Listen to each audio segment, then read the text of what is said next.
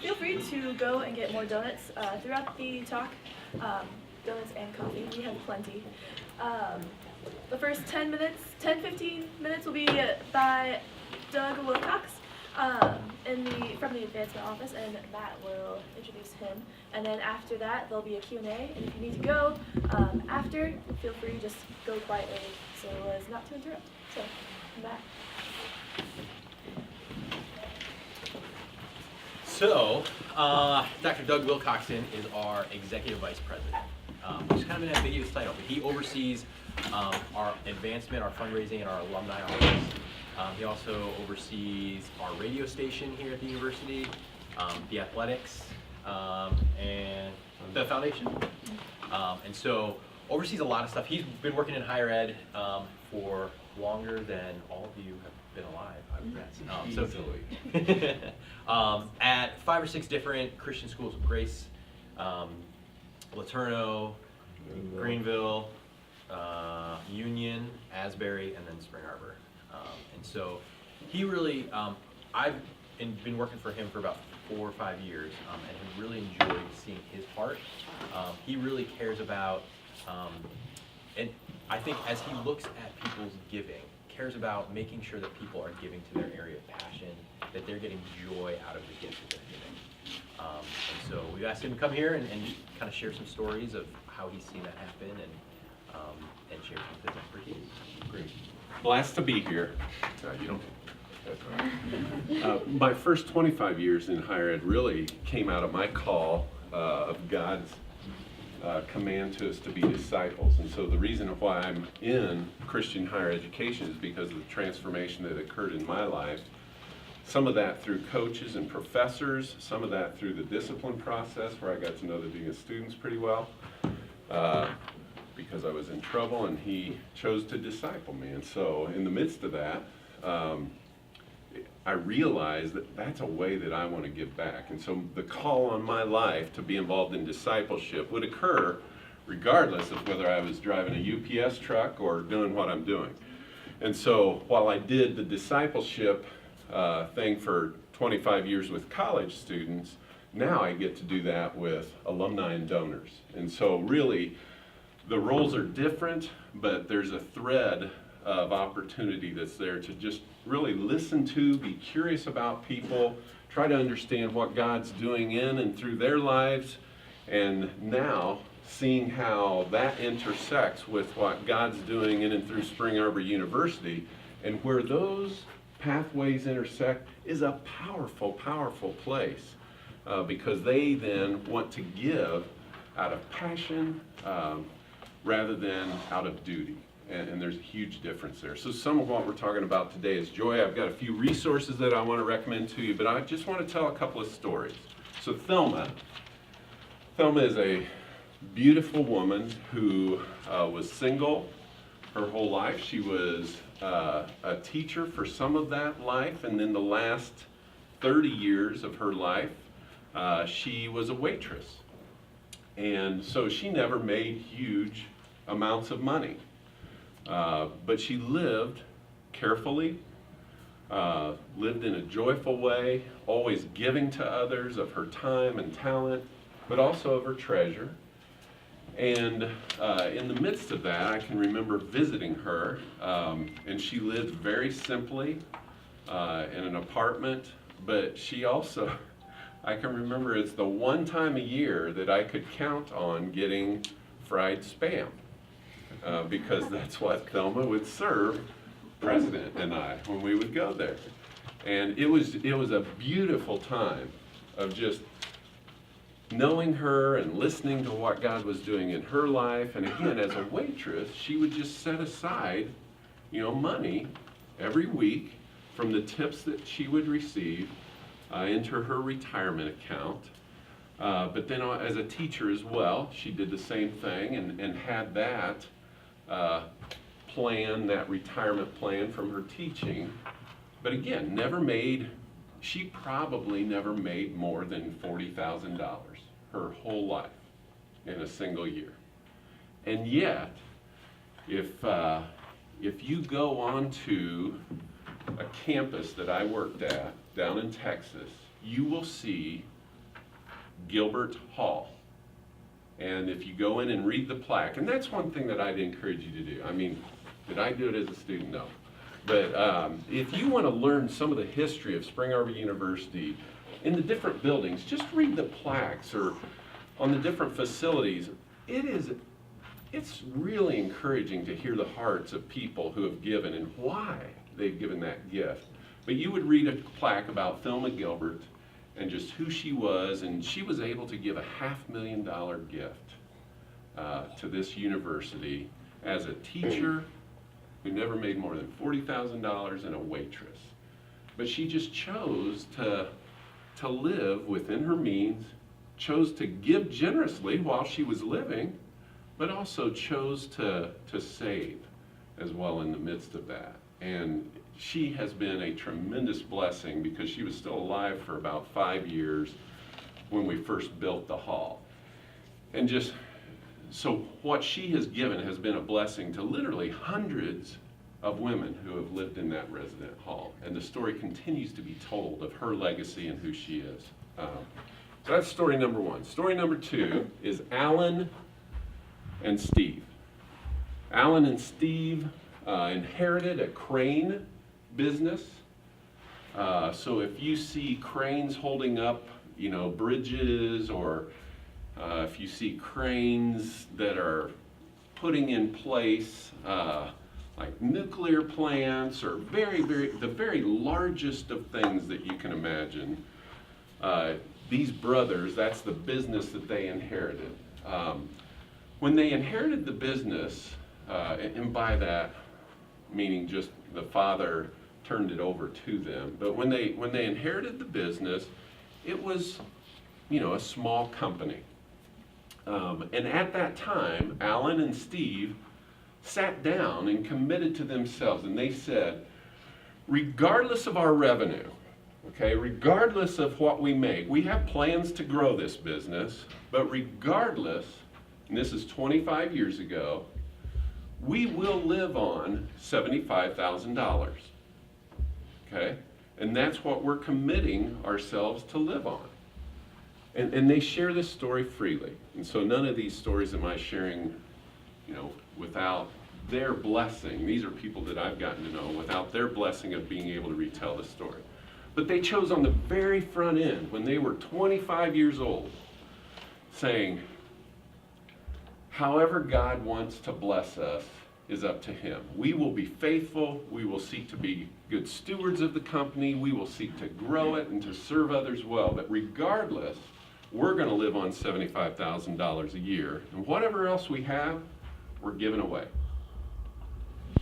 When I got to know them 7 years ago,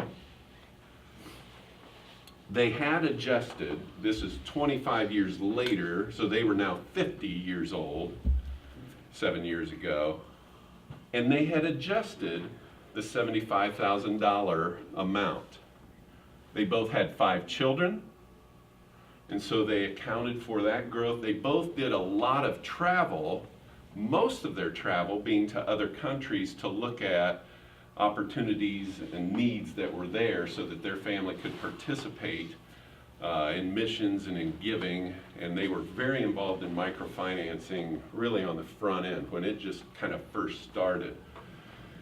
But when I met them, they had chosen then to live on $135,000, okay? And that, I know that sounds like an enormous amount of money to you, and it is to me too. But what they gave away annually at that point was $12.3 million. So every year, they lived on $135,000, and they had the opportunity to give away $12 million. So that's Alan and Steve, business owners who grew the business. I mean, again, I think a couple of these stories apply very directly to you and how God may lead your path, but I'm just giving you concepts of things to consider. Story number 3. This may not be one that fits you exactly, but the Wilson family. I got to know Kimmons Kimmons, when I got to know him probably 8 years ago, he was 65 at the time, had 5 children, lived in Memphis, Tennessee, and his family had a foundation. And his parents had 5 children, and they all taught them about philanthropy and what it means to give and what it means to be generous and what it means to bless others. And so as a family, they would come together every Thanksgiving and spend much of that holiday considering, and anybody could bring whatever giving opportunity to the table, but they would sit around together and decide what they were going to give to as a family. And so the parents did a phenomenal job from when they were small children of bringing everyone around and talking about, okay, here are some opportunities that we have in our community, here's some opportunities that we have nationally, and here's some opportunities globally that we have.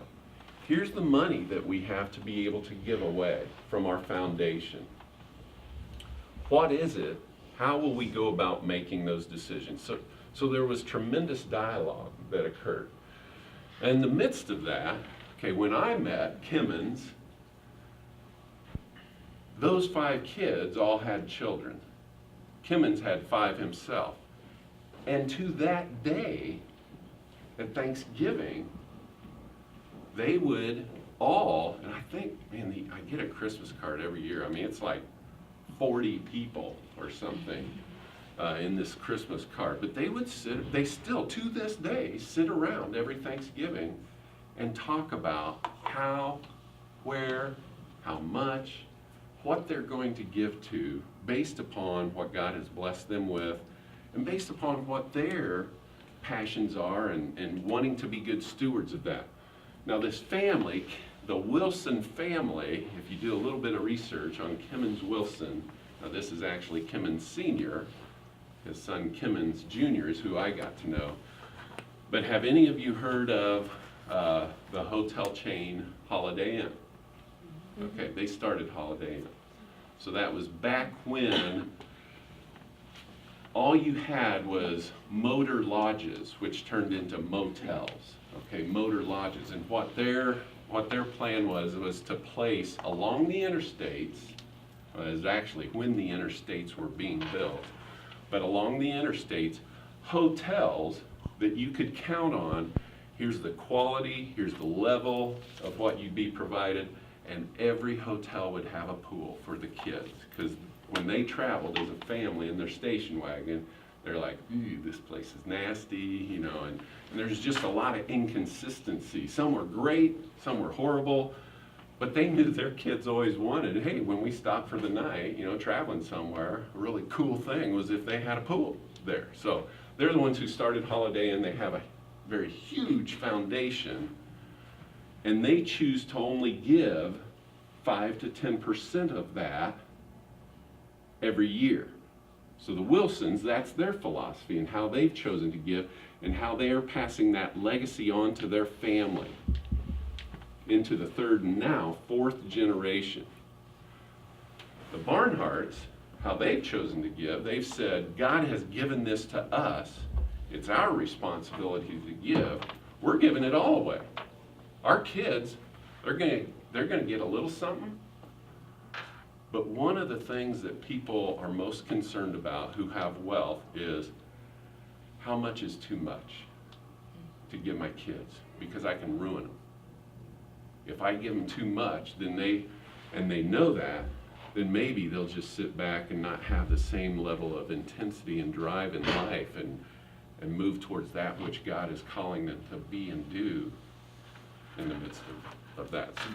So the Barnhart said, God has stewarded that resource to us as a family. It's our responsibility to give it all away. The Wilsons say, we're building this foundation out of which we're going to give 5 to 10% every year. And that will go on for, in perpetuity until Christ comes. Here it's like he's given it to us. It's our responsibility to give it away. We'll help our kids a little bit, and a whole philosophy with each of them. With Thelma, you know, it was, I'm just going to live really frugally. I'm going to be a good steward of what God has given to me. And at the end of life, then I'll have the opportunity to bless some other institutions in that way. So those are 3 stories. Let me expose you to a couple of resources and then I'll stop. All right? So the treasure principle, you may have heard about that one with some others who have talked. Maybe one of the simplest but quality resources about giving. And this comes out of an organization called Generous Giving, which is down in Chattanooga, Tennessee, funded by the McClellan Foundation. Phenomenal resources here. Another one that has blessed me tremendously in the last 2 years is by a guy named Henry Nouwen, who he's not famous for talking about giving or fundraising, but an incredible man who sought Christ and prolific writer, but he talked about fundraising, and I think this would be, and again, they're all really easy reads, but this would be a fascinating thing for you guys to read, because it's on the other side of giving. It's on why can we ask with confidence? How do we ask people to give that creates a vision for them to be a part of a community in a more profound way by them giving their resources? This is a fascinating book because it's a couple of Harvard grads who basically have studied, and they're the first ones that I've read who, they put real numbers out there. They say, okay, if you're going to save for retirement, you should never have to have more than $2 million. You know, anything over, and again, these numbers that I'm throwing around probably right now, it's like, $2 million, I could never, you know, kind of thing. But I'm telling you, there's many, many teachers who've been able to give $1 million estate plan gifts after they've passed away. But they lay out this really clear framework for why they give, why they talk about the amounts that they talk about. So it's a neat guide for talking about giving. And then one of our own Spring Arbor University graduates, who's a financial planner or wealth manager, has done a phenomenal job, lives in Detroit, David White. You may see on this building, you know, the library.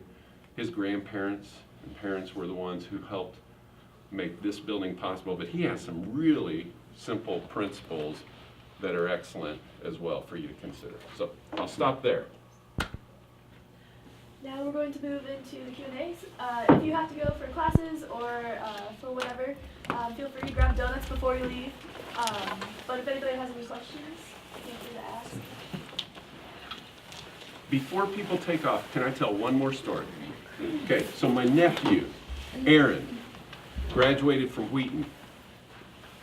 And when he graduated 12 years ago, he and a group of buddies, 6 to 8 of them, decided, hey, like probably you, lifelong friend. Who you're meeting here are your lifelong friends. So they wanted to continue that.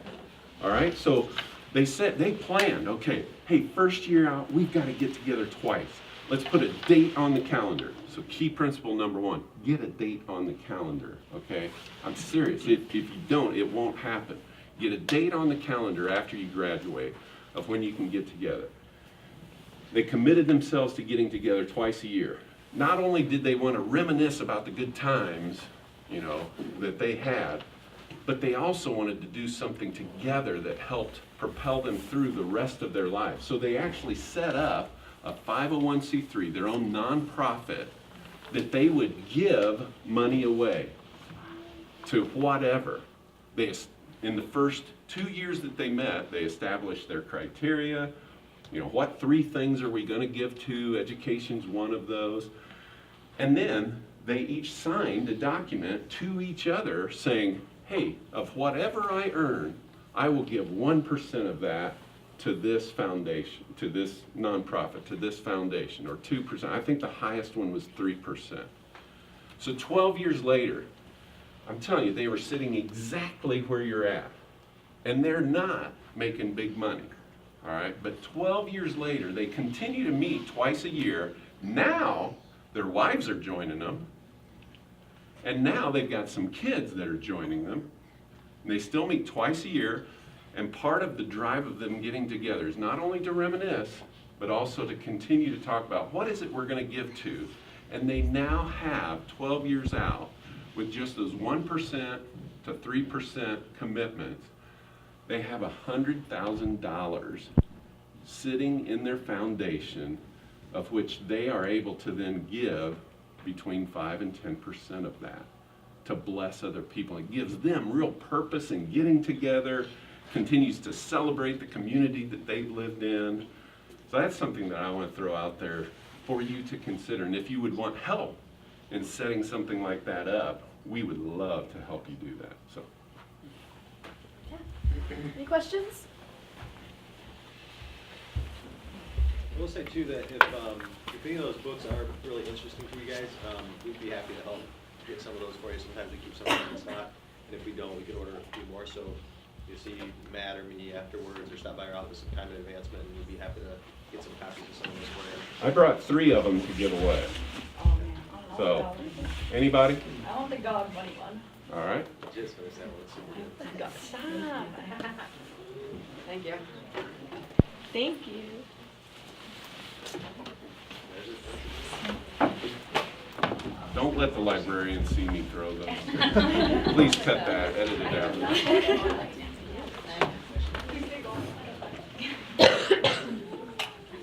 So how can we as No. college No, that's not how you say it. paycheck to paycheck start cultivating this like spirit of giving? Here's a question that's been asked. How, as we as core college students begin cultivating a spirit of giving? Here's what I think, okay? Joy does not come out of, joy is different than happiness, right? Happiness is out of the happenings of life, okay? Joy is something deeper that goes beyond the circumstances of life. So for me, the greatest way that I can begin cultivating joy in my life and the joy of giving is through gratitude.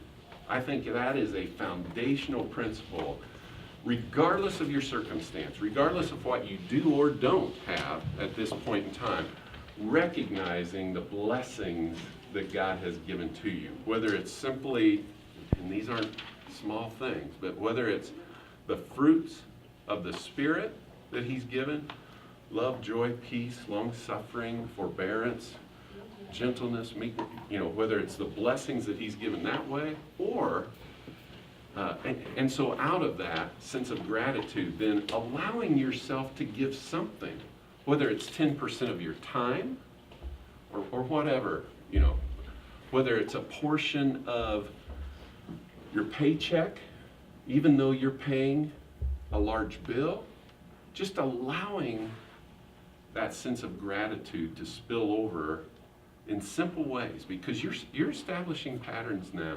Now is the time. And I would even say that from a retirement perspective. We can provide you numbers. If you give $2,000 a year starting at age 22, it's unbelievable what that will grow into when you're 60 years old. As compared to if at 50 years old, you start giving and saving $10,000 a year until you're 60. I mean, that's a pittance compared to if you just start saving $2,000 a year, back here when you first have a job, So I think gratitude is the key to that. And just disciplining, making a choice. I'm going to give of myself, again, whether it's my time, my talent, if you're in education or business, or volunteering some way that your gifts can be used, or if it's your money. Good question. So when you say, like when we're like 20 years old when we first start working, to give about 2,000 a year or whatever, would it be like the smartest to like save and then give at the end of the year, or do like small bits here and there, or how do you suggest it? I would suggest, because it's easier for us to just be disciplined in this way, I would suggest giving and saving, so it's both, okay? Doing that monthly.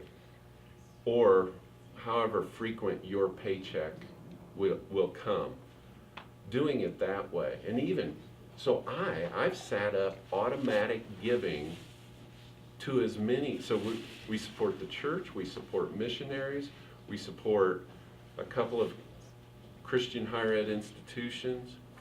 As many of those as will allow us, we just have that monthly taken out of, you know, our paycheck. And that way it's disciplined,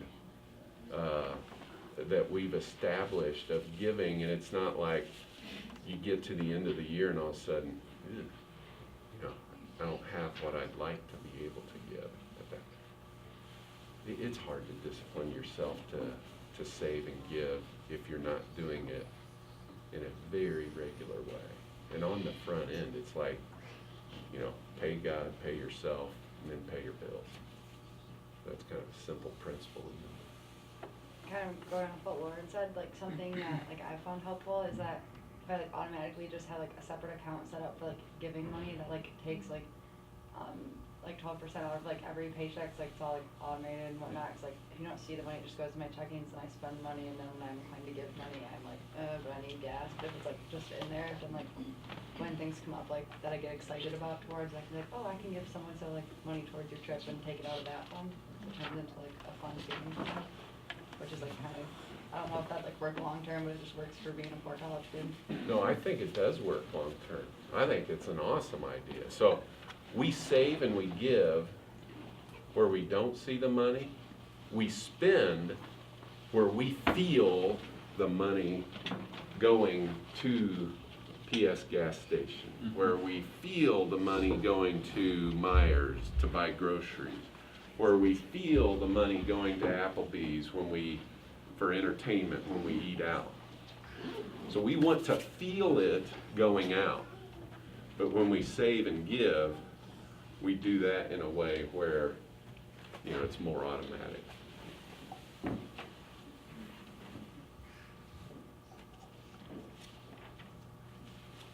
I'll hang around for a while, so if people have other questions or want to talk.